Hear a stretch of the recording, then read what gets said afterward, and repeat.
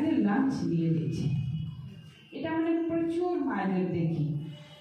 তো মানে যেগুলাই ভালো স্কুল আমাদের বাচ্চারা হচ্ছে তারা কিন্তু বারবার বলেও স্কুলটাকে ইনস্ট্রাক্ট করে কিন্তু ডোন্ট গিভ বিস্কিটস, মানে ব্রেড তারা না করে যে রুটি সবজি দেন বা সেরকম খাবার যেটা কি বাচ্চারা ভালো করে খেতে পারে। কিন্তু তার সত্ত্বেও কি হয় কি যেহেতু বাচ্চারা পছন্দ করছে না বলে কিন্তু সেটাকে কিন্তু অনেকবারই অ্যাভয়েড করতে হয় মাদেরকে। তো সেখানে এটা বলবো যে কিন্তু অল্টারনেটিভ জিনিস কিন্তু আপনার কাছেই আছে। হ্যাঁ, আর সেখানে কি একটা জিনিস খুব মানে আপনারা নোটিস করবেন কি আপনার যেটা ফুড হ্যাবিট সেটাই বাচ্চারা অ্যাডপ্ট করবে।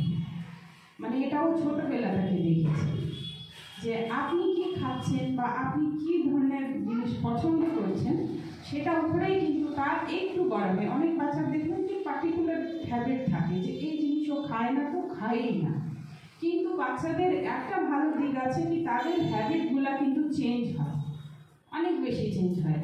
তো এরকম কখনো এটা অ্যাজিউম করবেন না বা এটা বারবার ওকে ফিক্স করবেন না কি এর তো ওটা খাই না। মানে ধরেন আপনার কাউন্টার পার্ট বললো কি ওকে ওটা কেন দিচ্ছ না তুমি, এটা তো আপনি বললেন না ওটা তো এটা খাই না তো আমি দিব না, দেই না। হ্যাঁ, তো এমন না, বাচ্চাদের হ্যাবিট কিন্তু এরকম হয়, তারা কিন্তু অনেক চেঞ্জ করতে পারে, তারা অ্যাডাপ্ট করতে পারে।